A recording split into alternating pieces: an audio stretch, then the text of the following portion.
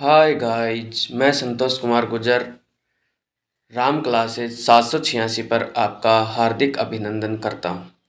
तो दोस्तों, आज हम जो कक्षा 12 है उसका दूसरा अध्याय एक दल के प्रभुत्व का दौर, उसकी क्लास मैं आपके लिए लेकर आया हूँ। तो दोस्तों, अभी तक हमने जो पहला अध्याय है राष्ट्र निर्माण की जो चुनौतियाँ हैं उसके बारे में पढ़ा था। अब दूसरा जो अध्याय है वो हम पढ़ने जा रहे हैं और इसको मैं आपके लिए जो नोट्स टाइप में इस वीडियो को लेकर आया हूँ, जिससे आपको ये फ़ायदा होगा कि साथ में आपको नोट्स भी उपलब्ध हो जाएंगे और अच्छी तरीके से समझ भी आ जाएगा। तो देखिए, जो दूसरा अध्याय था, तो इस दूसरे अध्याय में हम जो राष्ट्र निर्माण की जो दूसरी चुनौती थी, जो लोकतंत्र को स्थापित करने वाली जो चुनौती है, उसके बारे में हम पढ़ेंगे। तो पहले हम ये देखते हैं कि लोकतंत्र है क्या। तो लोकतंत्र के बारे में हम जानेंगे। देखिए, लोकतंत्र क्या है। शासन की वह प्रणाली जिसमें स्वयं मतलब जनता, स्वयं जनता प्रत्यक्ष रूप से या अप्रत्यक्ष रूप से अपने प्रतिनिधियों द्वारा संपूर्ण जनता के हितों को दृष्टि में रखकर शासन करती है। मतलब जनता है वो अपने प्रतिनिधि चुनती है और वो चुने हुए उसके जो प्रतिनिधि हैं वो शासन में जाकर के जनता के हितों को दृष्टि में रख करके वो क्या करते हैं, शासन करते हैं और पूरी शासन प्रणाली को चलाते हैं। तो ये क्या कहलाती है, ये जनतंत्र या प्रजातंत्र या कहें लोकतंत्र कहलाती है। देखिए, जो लोकतंत्र है इसकी जो परिभाषा किसने दी, अब्राहम लिंकन ने। जो अब्राहम लिंकन थे उन्होंने लोकतंत्र की क्या परिभाषा दी उसके बारे में देखिए। तो उन्होंने परिभाषा दी है, जनता के द्वारा तथा जनता के लिए किया गया शासन लोकतंत्र कहलाता है। ये परिभाषा किसने दी, ये दी थी अब्राहम लिंकन ने। तो ये डेमोक्रेसी की जो परिभाषा है ये अब्राहम लिंकन ने दी थी। अब देखिए, जो जनता का जो शासन होता है ये एक ऐसी व्यवस्था होती है जिसमें जनता है वो अपनी मर्जी से विधायक चुन सकती है तथा सभी व्यक्तियों को इसमें समानता का अधिकार दिया गया है, समान रूप से अधिकार उपलब्ध करवाए गए हैं। तो यही क्या है, यही लोकतंत्र कहलाता है। आगे देखिए, उपनिवेशवाद। क्योंकि भारत आज़ाद होने से पहले क्या था, उपनिवेश था, मतलब ब्रिटिश आधिपत्य के अधीन हुआ करता था। तो उपनिवेशवाद होता क्या है वो देखिए। वह विचारधारा जिससे प्रेरित होकर प्राय एक शक्तिशाली राष्ट्र अन्य राष्ट्र या किसी राष्ट्र विशेष के किसी भाग पर अपना वर्चस्व स्थापित कर उसके आर्थिक एवं प्राकृतिक संसाधनों का शोषण अपने हितों के लिए करता है, वह उपनिवेशवाद कहलाता है। मतलब कोई भी मजबूत राष्ट्र है, कोई भी शक्तिशाली जो राष्ट्र है वो कमजोर राष्ट्रों पर किसी या उनके किसी विशेष भाग पर अपना अधिकार जमा लेता है और अधिकार जमा करके उस क्षेत्र के आर्थिक और प्राकृतिक जो संसाधन हैं उनका क्या करता है, उनका दोहन करता है और वहां के लोगों का शोषण करता है। यही क्या कहलाता है, यही उपनिवेशवाद कहलाता है। अब देखिए, इसके बाद में जो एकल आधिपत्य दल व्यवस्था है, मतलब इस चैप्टर का नाम क्या है, एक दल के प्रभुत्व का दौर। मतलब एकल आधिपत्य दल व्यवस्था है क्या, इसके बारे में देखेंगे। तो यह है, जब एक ही दल निरंतर कुछ वर्षों तक सत्ता में बना रहता है तो उसे एकल आधिपत्य दल व्यवस्था कहते हैं। मतलब कोई भी दल है वो सत्ता में लगातार कई वर्षों तक बना रहता है तो उसका क्या मतलब, लगातार उसकी सत्ता बनी रहती है, तो इसे एकल दल आधिपत्य दल व्यवस्था कहते हैं। मतलब एकल आधिपत्य दलीय व्यवस्था कहते हैं, एक ही दल की सरकार लगातार बने रहना ही क्या कहलाता है, एकल आधिपत्य दल व्यवस्था। आगे देखिए, एकल दलीय प्रभुत्व का दौर। ये जो एक दलीय प्रभुत्व का जो दौर है ये भारत में कब से कब तक चला था, इससे क्या आशय है, ये प्रश्न पूछ सकता है कि एक दलीय प्रभुत्व के दौर से क्या आशय है। तो इससे क्या आशय, इसका अर्थ क्या लगाते हैं हम। तो देखिए, स्वतंत्रता के बाद से कांग्रेस पार्टी सत्ता में रही। मतलब भारत जब से आज़ाद हुआ 1947 में और फिर प्रथम आम चुनाव होते हैं 1952 में, तो तब से कांग्रेस पार्टी ही सत्ता में रहती है। तो पहले आम चुनाव में तथा दूसरे आम चुनाव में और तीसरे आम चुनाव में, पहला आम चुनाव 1952 में, दूसरा 1957 में और तीसरा 1962 में, तो तीनों आम चुनाव में जो कांग्रेस पार्टी है उसे विशाल बहुमत मिला। मतलब बहुत बड़ी जीत हासिल हुई, अर्थात भारी विजय हासिल हुई थी इन सभी। और बाकी जो पार्टियां थी वो इतनी कमजोर थी कि कांग्रेस से प्रतिद्वंद्विता कर पाने में वो सक्षम नहीं रहे। मतलब बिल्कुल कमजोर हालत में हुआ करती थी अन्य पार्टियां, तो प्रतियोगिता करके वो सत्ता में नहीं आ सकी थी। तो किसकी सत्ता रही, तो तीनों आम चुनावों तक किनकी रही, केवल और केवल कांग्रेस पार्टी की सत्ता रहती है। तो इस स्थिति को एकल दलीय प्रभुत्व का दौर कहते हैं। मतलब कांग्रेस प्रणाली के नाम से इसे जाना जाता है। क्योंकि 1952 से 1967 तक एक ही दल का प्रभुत्व बना रहा था, और 1952 से और 1967 के तक की हम अगर बात करें तो एक ही दल का उस समय प्रभुत्व बना रहता है। और 1967 के बाद से जो गठबंधन का दौर है वो हमारे सामने आता है। आगे देखिए, नई हेडिंग है लोकतंत्र को स्थापित करने की चुनौती के संदर्भ में वैश्विक परिदृश्य। मतलब जो हाल ही में भारत के साथ जो आज़ाद हुए थे देश एशिया और अफ्रीका के, तो उनमें जो लोकतंत्र स्थापित करने की जो चुनौती थी, तो विश्व के अन्य देशों में इन चुनौतियों से कैसे निपटा गया, उन चुनौतियों का सामना किया गया या नहीं किया गया। तो वैश्विक परिदृश्य में हम अन्य देशों की तुलना करते हैं, तो या फिर आज़ादी के समय विश्व के देशों की स्थिति क्या थी। मतलब जब जो भारत आज़ाद हुआ था, तो उस दौरान विश्व के अन्य देशों में लोकतंत्र स्थापित करने की जो स्थिति थी, उनके सामने जो चुनौती थी, उन चुनौतियों का उन्होंने क्या किया। तो भारत का और अन्य देशों का हम आपस में तुलना करते हैं। तो देखिए क्या है, इसमें पहली बात कही गई है, उपनिवेशवाद के चंगुल से आज़ाद हुए कई देश राष्ट्रीय एकता और को प्राथमिकता दी। मतलब जो उपनिवेशवाद के चंगुल से आज़ाद हुए कई देश थे, मतलब अन्य जो देश हैं विश्व के, जो एशिया और अफ्रीका के, जो हाल ही में भारत के साथ आज़ाद हुए थे, जो गुलामी की जंजीरों में जकड़े हुए थे, उन जंजीरों को तोड़ करके आज़ाद हुए थे, तो उन्होंने किसको प्राथमिकता दी? उन्होंने राष्ट्रीय एकता और अखंडता को प्राथमिकता दी कि अभी लोकतंत्र को नहीं अपनाया जा सकता। अगर लोकतंत्र अपनाया गया तो देश में मतभेद और संघर्ष को बढ़ावा मिलेगा। इसी कारण उपनिवेशवाद से आज़ाद हुए नव स्वतंत्र देशों में अलोकतांत्रिक शासन व्यवस्था कायम हुई। और उनका क्या मानना था कि अगर हम अब जैसे हाल ही में आज़ाद हुए हैं, ऐसी परिस्थितियां नहीं है हमारे पास कि हम लोकतंत्र को स्थापित कर लें। अगर हम लोकतंत्र को स्थापित करेंगे तो हमारे सामने देश की एकता और अखंडता है, इसको चुनौती देने वाले जो असामाजिक तत्व हैं वो खड़े होंगे। तो हम अभी अलोकतांत्रिक व्यवस्था है इसी को बढ़ावा देंगे, मतलब लोकतांत्रिक व्यवस्था है वो अभी कायम नहीं कर सकते। मतलब विश्व के अन्य जो देश थे वो अपने जो शासन प्रणाली थी उसमें अलोकतांत्रिक व्यवस्था वो कायम करते हैं, लोकतांत्रिक व्यवस्था को अभी कायम नहीं करते हैं। तो दूसरी बात इसमें क्या कही गई, देखिए विश्व के विभिन्न देशों में इस लोकतांत्रिक व्यवस्था के कई रूप थे। कहीं पर थोड़ा बहुत लोकतंत्र रहा, लेकिन प्रभावी नियंत्रण किसी एक दल का शासन कायम हुआ, और कहीं पर सीधे सीधे सेना ने सत्ता की बागडोर संभाली। अब देखिए कई देशों में जो लोकतांत्रिक व्यवस्था है इसके कई रूप हमें देखने को मिले। ये वैश्विक परिदृश्य की हम बात करें कि विश्व के अनेक ऐसे देश थे तो भारत के साथ आजाद हुए थे, उनमें कईयों में लोकतांत्रिक व्यवस्था है वो देखने को मिली, लेकिन उनके भिन्न भिन्न रूप हमें देखने को मिले थे। कहीं पर थोड़ा बहुत लोकतंत्र रहा तो प्रभावी नियंत्रण किसी एक दल के मतलब वहां पर जो सत्ता है वो किसी एक दल के नियंत्रण में ही चली जाती है, या कहीं पर लोकतंत्र जो हुआ ही नहीं बल्कि सत्ता किसी के हाथों में, सीधे सेना के हाथों में सत्ता चली जाती है, मतलब सेना वहां के शासन की बागडोर संभालती है। तीसरी बात कही गई है, अलोकतांत्रिक व्यवस्था की शुरुआत इस वायदे से हुई कि जल्दी ही लोकतंत्र कायम कर दिया जाएगा। बहरहाल लेकिन एक बार कहीं अलोकतांत्रिक शासन के पांव जम जाएं फिर बदल पाना मुश्किल हो जाता है। अब देखिए जो अलोकतांत्रिक व्यवस्था है उन देशों में अपनाई गई थी, तो उनमें ये कह करके अपनाई गई थी कि हम जैसे ही देश की एकता और अखंडता है वो सुनिश्चित होगी, देश के विकास की गतिविधियां हैं वो सुनिश्चित होंगी, तो हम आगे जाकर के लोकतांत्रिक व्यवस्था अपना लेंगे। लेकिन जैसे ही उन्होंने अलोकतांत्रिक व्यवस्था अपनाई और उन अलोकतांत्रिक व्यवस्था ने वहां पर अपने पांव जमाए, तो अब उसे उखाड़ पाना मुश्किल हो गया, मतलब अब उसे बदल पाना मुश्किल हो गया। अब ये चुनौती भरा कार्य हो जाता है। आगे देखिए भारत में लोकतंत्र निर्माण की चुनौतियां, मतलब आजादी के समय भारत की स्थिति क्या थी, भारत ने लोकतंत्र के निर्माण में कौन कौन सी चुनौतियों का सामना किया है, भारत के सामने क्या क्या समस्याएं थी, ये अब हम देखेंगे।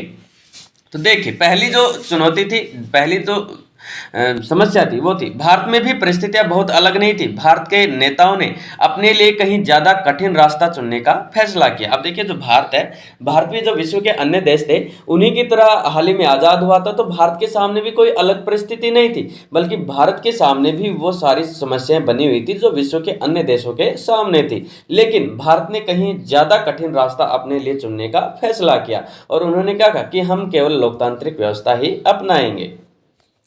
अब देखिए, तो दूसरी बात है भारत के संदर्भ में, भारत देश को आजादी कठिन परिस्थितियों में मिली थी। स्वतंत्रता के समय से ही देश में के सामने लोकतंत्र स्थापित करने की चुनौती थी, और जो भारत देश है इसे जो आज़ादी थी वो बहुत कठिन परिस्थितियों में मिली थी। अनेक राष्ट्रवादी जो नेता थे वो उन्होंने स्वाधीनता आंदोलन में हिस्सा लिया था, स्वाधीनता आंदोलन किए गए थे, और इन कठिन परिस्थितियों के पश्चात भारत को क्या मिली, आज़ादी मिली थी। और लोकतंत्र स्थापित करने की जो चुनौती है वो आज़ादी के बाद भारत के सामने खड़ी हो जाती, ये मुख्य समस्या आती है।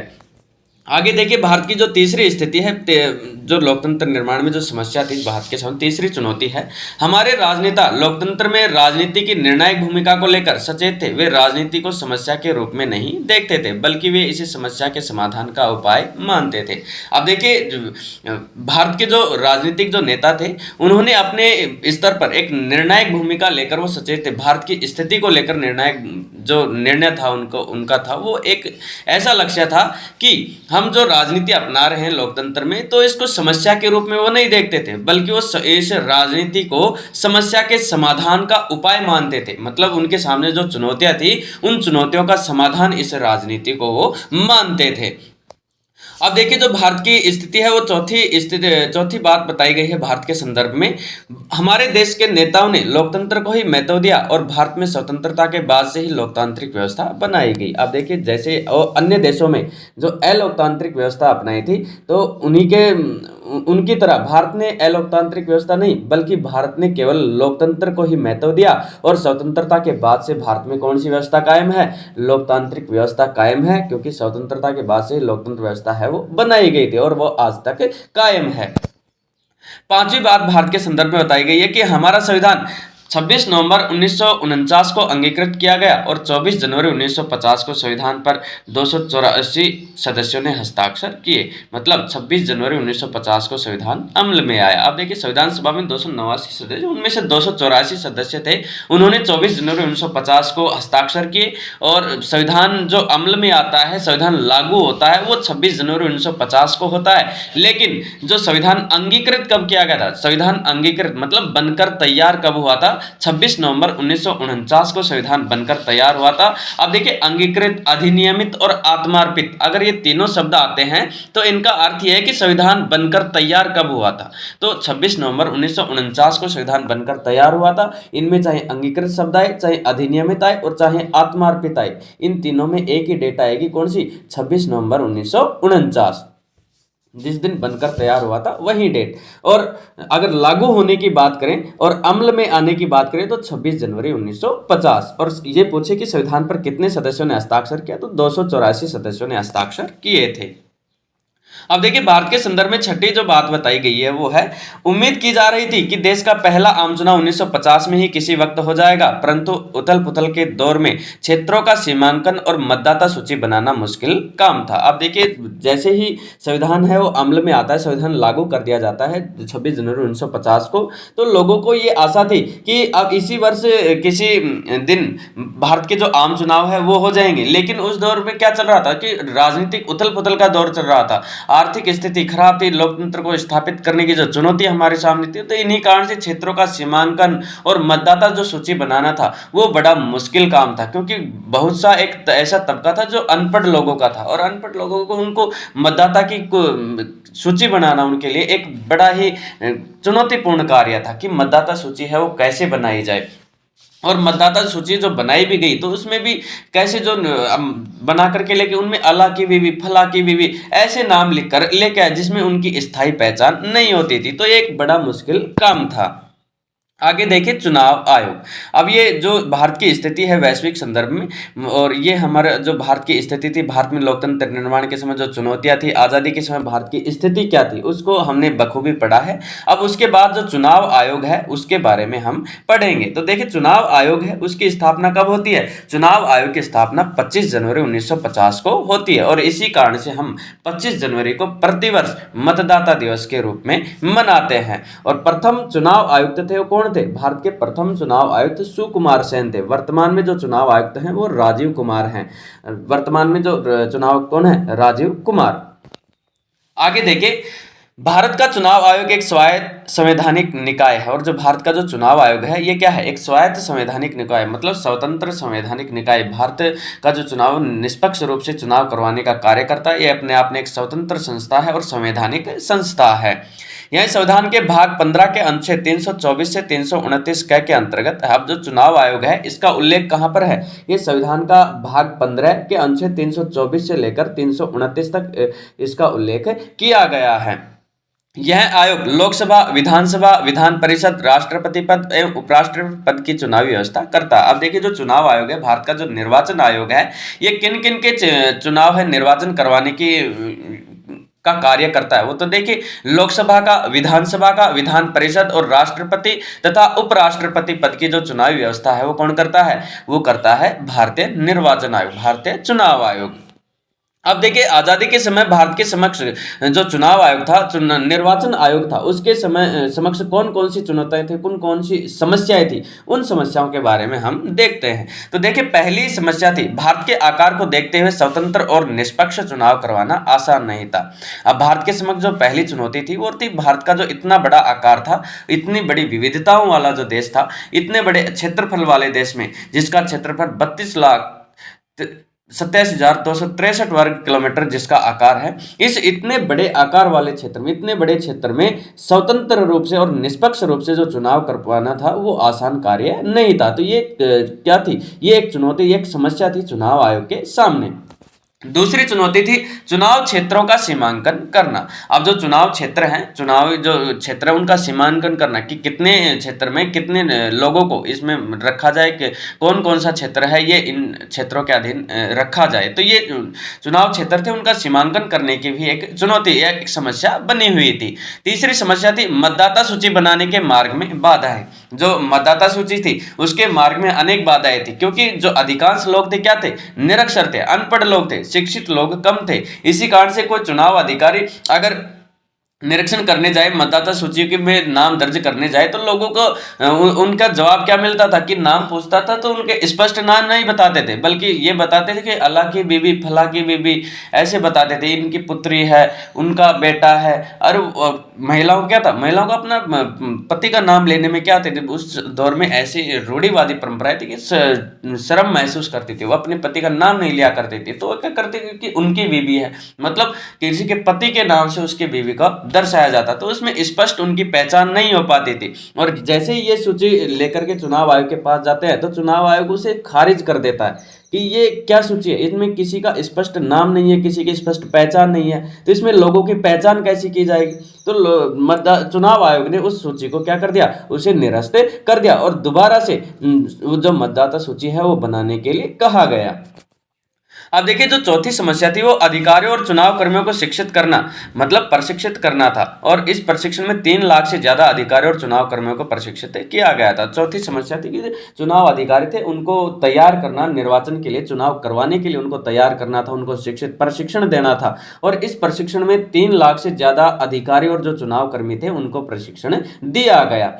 पांचवी जो समस्या थी, कम साक्षरता के चलते मतदान की विशेष पद्धति के बारे में सोचना था। अब देखिए भारत के जो लोग थे वो इतने पढ़े लिखे नहीं थे कि वो आसानी से मतदान कर सके, तो एक ऐसी विशेष पद्धति के बारे में सोचना था कि निरक्षर लोग भी आसानी से वोट डालकर आ सके। तो ऐसी विशेष पद्धति, ऐसी विधि अपनाना था जिससे आसानी से लोग अपना वोट डाल सके। ये भी समस्या चुनाव आयोग के सामने बनी हुई थी। छठवीं जो समस्या थी वो थी, उस वक्त 17 करोड़ मतदाता थे, उन्हें 3200 विधायक और लोकसभा के लिए 489 सांसद चुनने थे। अब जो छठी समस्या बताई गई है कि उस दौरान भारत में कितने 17 करोड़ मतदाता हुआ करते थे, जिनमें उनको विधानसभाओं के 3200 विधायक चुनने थे और लोकसभा के लिए 489 जो सांसद थे वो उनको चुनने थे। तो ये चुनाव आयोग के सामने प्रमुख समस्याएं थी। अब देखिए जो प्रथम आम चुनाव होता है, प्रथम आम चुनाव की जो मुख्य विशेषताएं हैं वो कौन कौन सी हैं वो हम देखते हैं। प्रथम आम चुनाव अक्टूबर 1951 से फरवरी 1952 तक प्रथम आम चुनाव हुए थे। अब जो प्रथम आम चुनाव होते हैं वो कब से कब तक, वो होते हैं अक्टूबर 1951 से फरवरी 1952 तक। इस दौरान जो इन 6 माह के दौरान क्या होते हैं, प्रथम आम चुनाव है ये करवाए जाते हैं। लेकिन इन्हें आम चुनाव 1952 के नाम से जाना जाता है। अब देखिए जो प्रथम आम चुनाव हुए थे अक्टूबर 1951 से 1952 तक, तो इन्हें मुख्यतः आम चुनाव 1952 के नाम से जाना था। क्यों? क्योंकि अधिकांश जगह पर जो मतदान थे वो 1952 में हुए थे, इसी कारण से इन्हें आम चुनाव 1952 के नाम से जाना जाता है।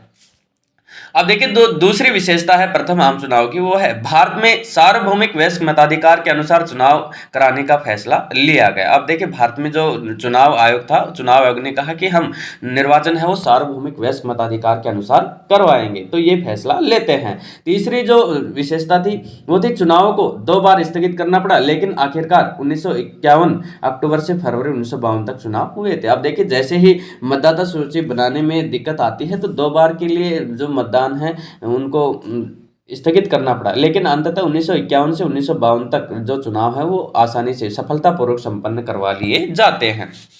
चौथी जो विशेषता है वो है चुनाव आयोग चुनाव अभियान मतदान मतगणना से 6 माह लगा। अब देखिए जो चुनाव का जो अभियान था इसमें मतदान से लेकर और मतगणना में पूरा कितना समय लगा था, इसमें 6 माह का वक्त लगा था। और पांचवी जो विशेषता है सार्वभौमिक मताधिकार के इस प्रयोग ने आलोचकों का मुंह है बंद कर दिया था। अब भारत में जो सार्वभौमिक वयस्क मताधिकार के आधार पर जो प्रथम आम चुनाव सफलतापूर्वक संपन्न करवा लिए गए थे, तो जो इनकी आलोचना कर रहे थे, भारत में कमियां निकाल रहे थे कि भारत में चुनाव है, लोकतंत्र है, वो स्थापित नहीं हो सकता है, तो भारत के लोगों ने करके दिखाया।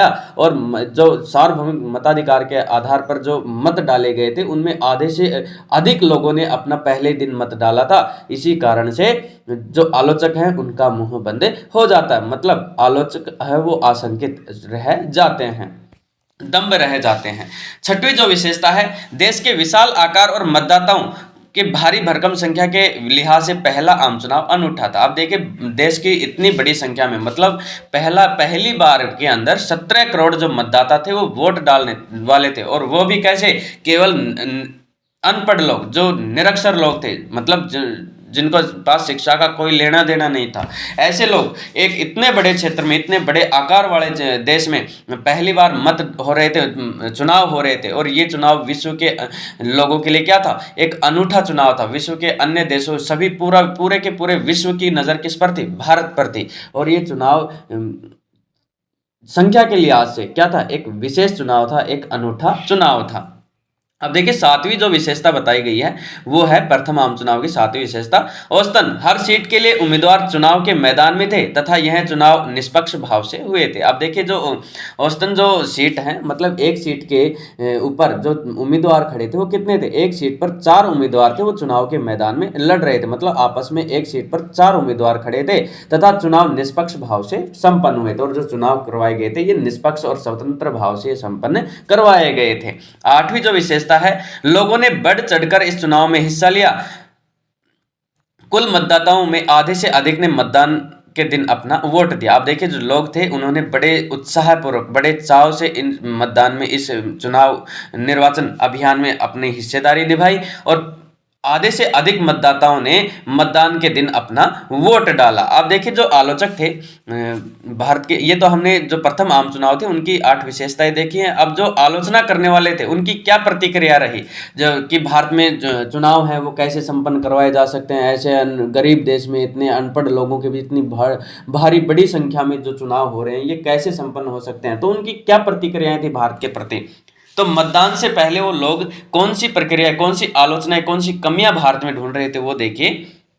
मतदान से पहले एक हिंदुस्तान संपादक ने इसे इतिहास का सबसे बड़ा जुआ कहा। आप देखिए जो एक हिंदुस्तान का संपादक था जो पत्रिकाओं का संपादन किया करता था, उसने इन चुनावों को क्या कहा था, हिंदुस्तान का इतिहास का सबसे बड़ा जुआ करार दिया था। और जो दूसरा था वो ऑर्गेनाइजर नाम की पत्रिका में लिखा कि जवाहरलाल नेहरू अपने जीवित रहते यह देख लेंगे और पछताएंगे कि भारत में सार्वभौमिक मताधिकार असफल रहा। अब देखिए दूसरी बात, जो ऑर्गेनाइजर जो पत्रिका है उसमें एक लेख छपा कि पंडित जवाहरलाल नेहरू वो अपने जीवित रहते हुए ये देख लेंगे कि भारत में लोकतंत्र है वो असफल रहा, सार्वभौमिक मताधिकार है वो असफल रहा, और वो अपने इस निर्णय पर क्या करेंगे, बहुत पछताएंगे।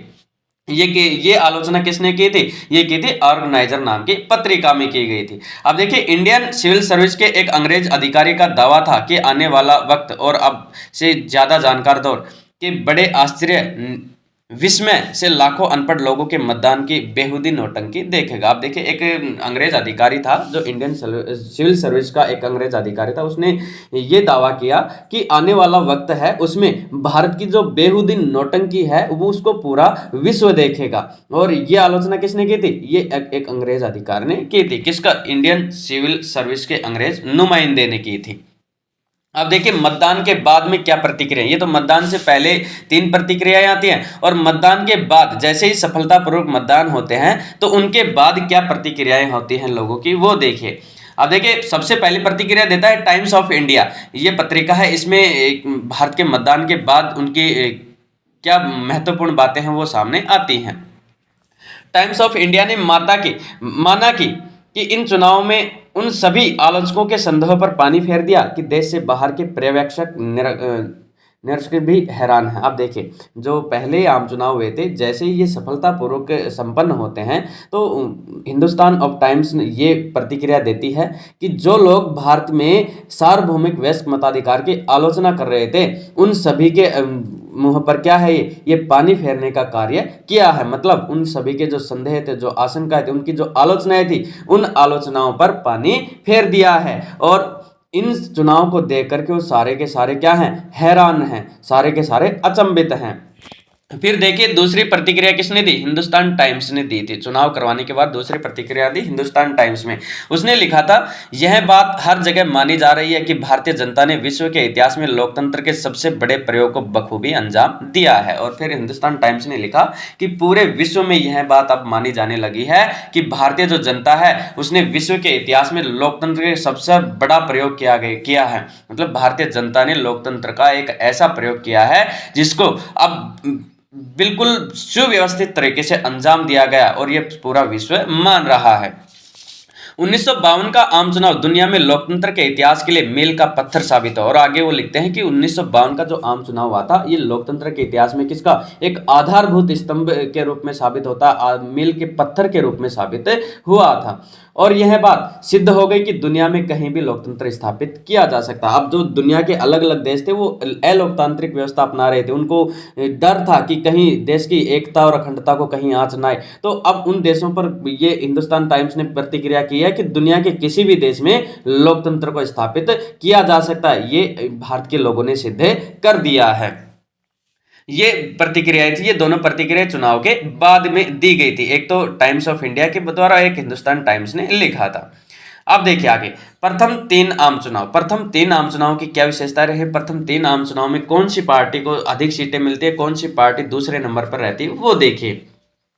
तो प्रथम 3 आम चुनाव में प्रथम आम चुनाव 1952 में होता है, अक्टूबर 1951 से फरवरी 1952 तक। तो इसमें 489 निर्वाचित सीट थी। कुल निर्वाचित सीट कितनी? 489, जिनमें से 364 सीटों पर कांग्रेस जीत हासिल करती है और 16 सीटें किसे मिलती हैं? सीपीआई पार्टी को, कम्युनिस्ट पार्टी ऑफ इंडिया को मिलती हैं। दूसरा आम चुनाव है वो 1957 में होता है और इनमें कुल निर्वाचित सीट 494 थी, जिनमें से 371 सीट कांग्रेस को मिलती हैं और 27 सीट सीपीआई को मिलती हैं। अब देखिए तीसरा जो आम चुनाव था वो 1962 में संपन्न हुआ था और इसमें 494 निर्वाचित सीटें थी, जिनमें से 361 कांग्रेस जीतती है और 20 सीटों पर सीपीआई काबिज होती है। मतलब तीनों ही आम चुनाव में सत्ता में कौन रही? कांग्रेस। और जो सेकंड नंबर पर रहती है विपक्ष की भूमिका किसने निभाई? सीपीआई पार्टी ने, कम्युनिस्ट पार्टी ऑफ इंडिया निभाती है।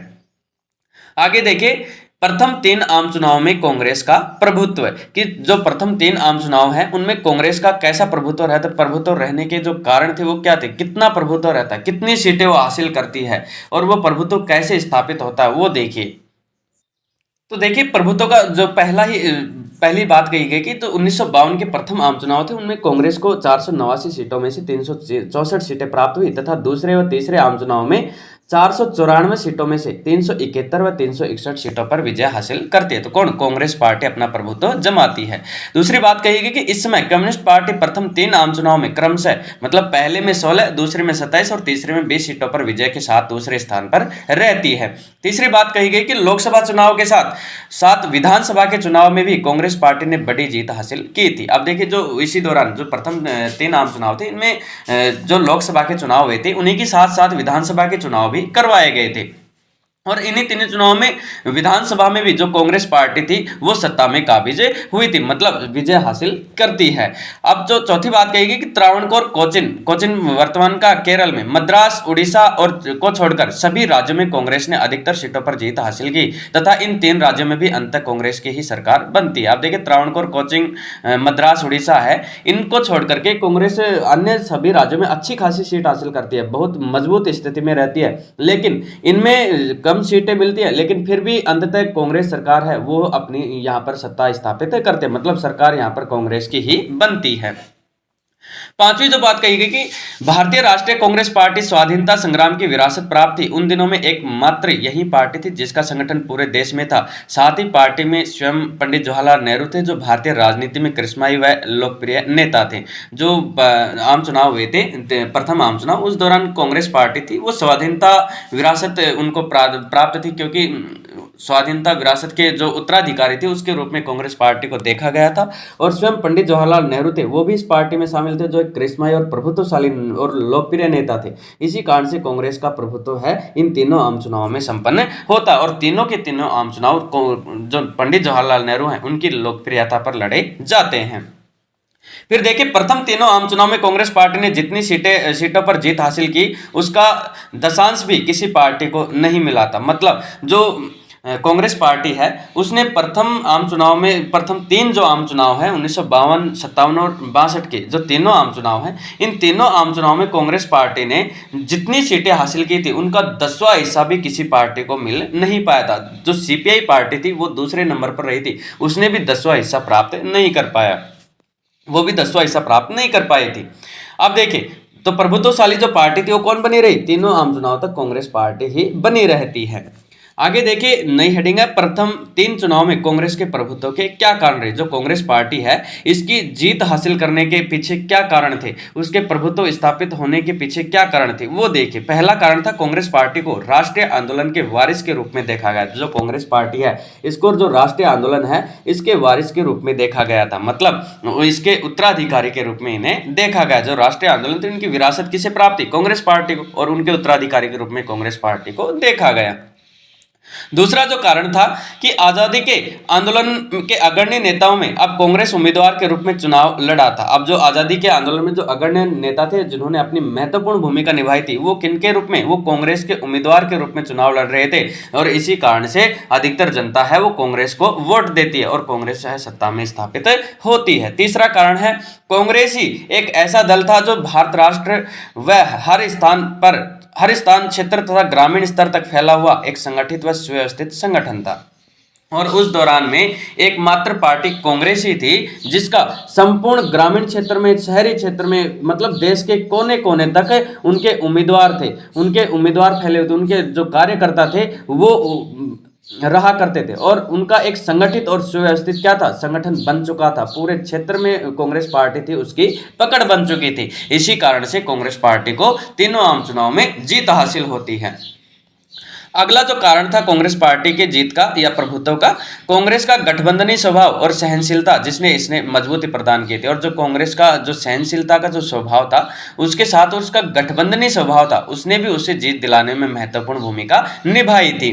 पांचवा जो कारण है, कांग्रेस में सभी वर्गों का समर्थन व सभी विचारधाराओं का समावेश किया गया। और जो कांग्रेस है वो सभी विचारधाराओं को साथ लेकर चलने वाली थी, सभी वर्गों का साथ लेकर चलने वाली थी। इसी कारण से कांग्रेस पार्टी है वो सत्ता में काबिज होती है। छठवां कारण है कांग्रेस की प्रकृति सबको साथ लेकर चलने की थी। और जो छठवां कारण बताया गया है कांग्रेस पार्टी की विजय का, तो कांग्रेस की जो प्रकृति थी वो थी सबको साथ लेकर चलने की, गरीबों को, अमीरों को, दलितों को, सबको एक साथ लेकर के चलने की, सबको समान रूप से विकास करने की जो नीतियां कांग्रेस ने अपनाई थी, इस कारण से भी वो जीत हासिल करती है। उनके पास एक सुव्यवस्थित क्या था? एजेंडा था। आगे देखिए सातवां जो कारण बताया गया है, पंडित जवाहरलाल नेहरू का करिश्माई नेतृत्व भी कांग्रेस के प्रभुत्व को बनाने में सफल रहा था। अब देखिए जो पंडित जवाहरलाल नेहरू थे वो खुद कांग्रेस का नेतृत्व कर रहे थे, और उनका जो प्रभावशाली व्यक्तित्व था, करिश्माई जो व्यक्तित्व था, इसके कारण भी कांग्रेस जीत हासिल करती है। आठवां जो कारण बताया गया है, कांग्रेस पार्टी में सबसे लोकप्रिय नेता शामिल थे।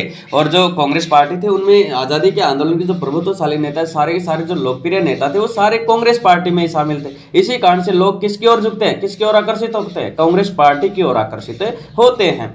नौवां कारण बताया गया है कांग्रेस पार्टी की जीत का या प्रभुत्व का, भारत की चुनाव प्रणाली जिसमें सर्वाधिक वोट पाने वाले की जीत होती है, जिससे एक की अपेक्षा दूसरे उम्मीदवार को अगर एक मत भी ज्यादा मिलता है तो उसकी जीत हो जाती है। यह बात कांग्रेस के पक्ष में थी। अब देखिए जो जीत का एक और महत्वपूर्ण कारण बताया गया है कांग्रेस पार्टी के प्रभुत्व की, भारत की जो चुनाव प्रणाली है वो भी ऐसी है कि दूसरे एक उम्मीदवार को दूसरे उम्मीदवार से अगर एक मत भी ज्यादा मिल जाता है तो उसकी जीत हो जाती है। तो इस चुनाव प्रणाली के कारण भी, ये चुनाव प्रणाली किसके पक्ष में दिखाई दे रही थी, ये कांग्रेस के पक्ष में दिखाई दे रही थी। इसी कारण से कांग्रेस को अच्छी खासी जीत हासिल होती है। 10वां जो कारण बताया गया है वो, कांग्रेस पहले से ही सुसंगठित पार्टी थी। बाकी दल अभी अपनी रणनीति सोच ही रहे होते हैं कि कांग्रेस अपना अभियान शुरू कर देती है। इस प्रकार कांग्रेस को अव्वल और एकलौता होने का फायदा मिला। अब देखिए जो कांग्रेस पार्टी है वो पहले से क्या थी, एक सुव्यवस्थित और संगठित पार्टी थी, जिनके उम्मीदवार देश के हर कोने कोने तक फैले हुए थे। और जो बाकी दल थे वो अपनी रणनीति अभी बनाए रहे थे, मतलब बना भी क्या, सोच ही रहे थे। उस दौरान कांग्रेस है वो अपना अभियान शुरू कर देती है, मतलब अपने कार्य भी शुरू कर देती है कांग्रेस। इस प्रकार जो कांग्रेस थी वो पूरे देश में क्या रहती है, अव्वल रहती है, मतलब इकलौती पार्टी होने का फायदा उसे मिलता है। तो ये क्या था, ये जो कांग्रेस पार्टी है उसके प्रभुत्व के कारण बताए गए हैं 10 कि उनकी जीत, कांग्रेस पार्टी को जीत हासिल करने के पीछे क्या कारण रहे थे। तो ये 10 कारण ये रहे थे। आगे देखिए अगला है, पहले 3 आम चुनाव में विपक्ष, केरल में सीपीआई की जीत। अब जो पहले 3 आम चुनाव होते हैं उनमें विपक्ष की भूमिका कौन निभाती है, तो कौन निभाती है, वो है सीपीआई पार्टी की, भारतीय communist party, communist party of India, जो केरल में दूसरे आम चुनाव में अपनी सत्ता भी स्थापित करती है। देखिए जो पहले आम चुनाव में विपक्ष है उसकी क्या भूमिका रही थी वो देखिए। पहले आम चुनाव में सीपीआई को 16 सीटों पर जीत मिली, यह दूसरे स्थान पर भी। इसी तरह दूसरे और तीसरे आम चुनाव में 27 और 20 सीटों के साथ विपक्ष की भूमिका निभाई थी। अब जो पहला आम चुनाव था उसमें सीपीआई पार्टी उसको 16 सीटें मिलती हैं और दूसरे और तीसरे आम चुनाव में 27 और 20 सीटें मिलती हैं, और इन सीटों के साथ वो दूसरे स्थान पर पूरे देश में रहती है, और इसी कारण से दूसरे स्थान पर रहने के कारण वो विपक्ष की भूमिका में आती है। दूसरी बात विपक्ष की भूमिका की बताई गई है, केरल में 1957 के जो चुनाव हुए इसमें कांग्रेस हार गई थी। अब देखिए केरल में जो चुनाव होते हैं 1957 के, उनमें कांग्रेस को हार का सामना करना पड़ता है। केरल की विधानसभा के जो चुनाव होते हैं 1957 में, तो उनमें कांग्रेस पार्टी को हार का सामना करना पड़ता है केरल में। और वहां पर सरकार कौन बनाती है, कम्युनिस्ट पार्टी है वो। टोटल सीट केरल की 126 थी, जिनमें से 60 सीटें कौन जीतती है, केवल कम्युनिस्ट पार्टी को मिलती है। और कम्युनिस्ट पार्टी क्या करती है, 5 जो स्वतंत्र उम्मीदवार थे उनका समर्थन हासिल करके और 1957 में केरल में सरकार बनाती है, किसकी, गठबंधन की सरकार बनाती है। और वहां के सीएम कौन बनते हैं, वहां के मुख्यमंत्री बनते हैं ईएमएस नंबूद्रीपाद, वहां के मुख्यमंत्री बने।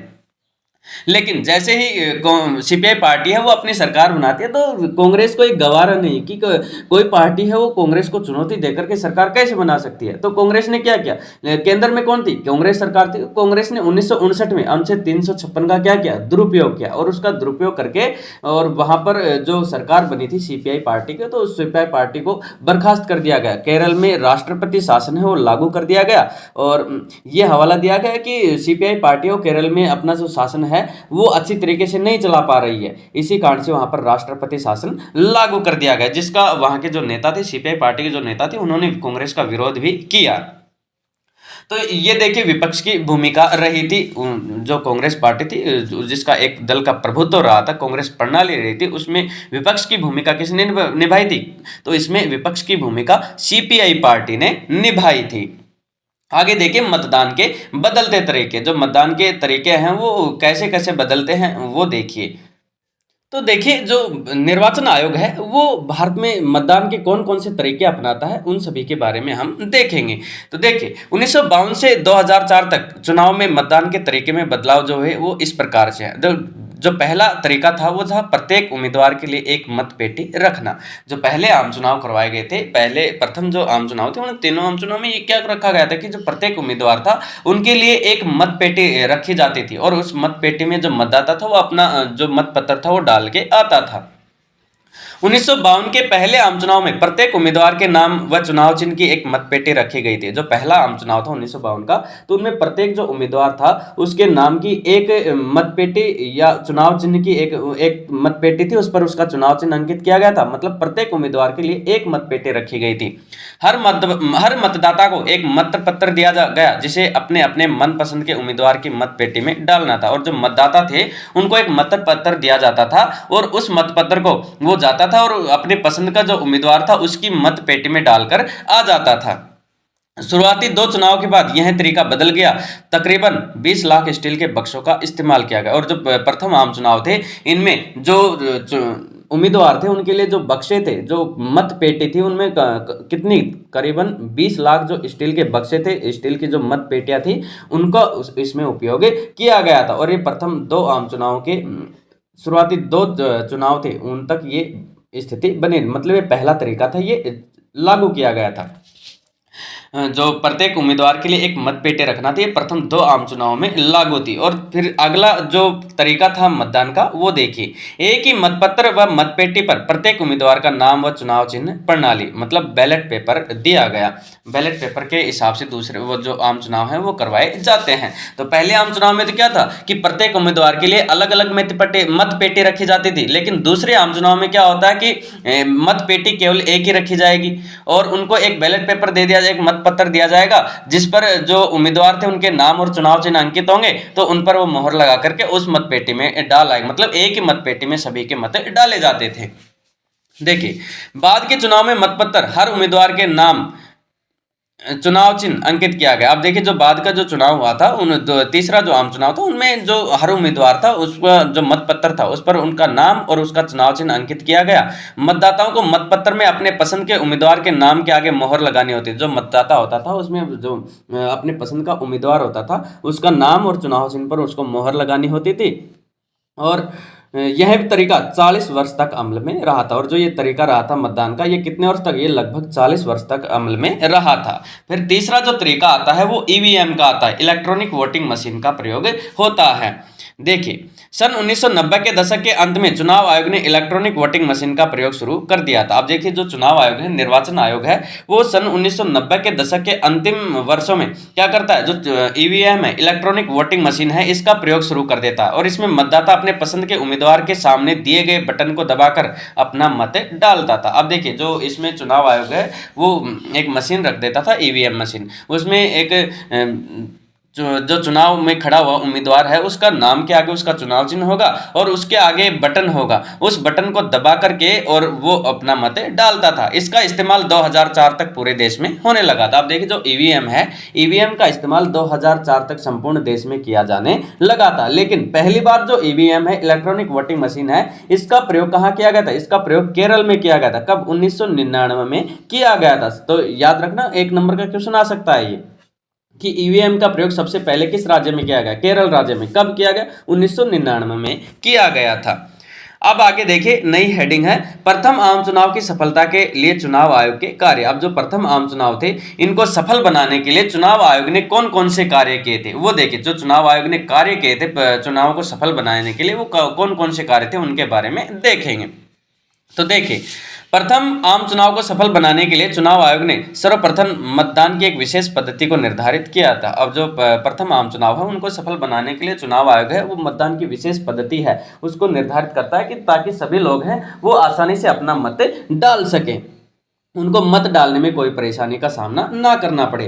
फिर दूसरा कार्य है, चुनाव आयोग ने चुनाव कराने के लिए 3 लाख से ज्यादा अधिकारियों तथा चुनाव कर्मियों को प्रशिक्षित किया था। जो चुनाव आयोग है वो चुनाव करवाने के लिए कितने 3 लाख से ज्यादा जो अधिकारी और चुनाव कर्मी हैं उनको प्रशिक्षण देता है और उनको चुनाव करवाने के लिए तैयार करता है। तो और तीसरा कार्य है, चुनाव आयोग ने चुनाव क्षेत्रों का सीमांकन किया। फिर चुनाव आयोग है वो चुनाव के क्षेत्रों का सीमांकन करता है कि इस क्षेत्र के लोग इस विधानसभा या इस लोकसभा के लोग होंगे और इनके लिए वो मत डालेंगे। चौथा जो कार्य है, मतदाता सूची में मतदाताओं के नाम जोड़ना व व्यवस्थित मतदाता सूची तैयार करना। और जो चौथा कार्य किया गया चुनाव आयोग के द्वारा कि जो मतदाता सूची है उसमें व्यवस्थित जो मतदाता है उनके नाम जोड़ना और व्यवस्थित मतदाता वो सूची तैयार करना, मतदाताओं के नाम जोड़ना, ये सारे कार्य किसके द्वारा किए गए? ये सारे कार्य चुनाव आयोग के द्वारा किए गए। तो दोस्तों आज यहीं तक, और जो अगला इसका जो पार्ट है पार्ट 2 में लेकर आएंगे, जो आधा बच गया वो। और आज के लिए यहीं तक काफ़ी है। जय हिंद, जय भारत।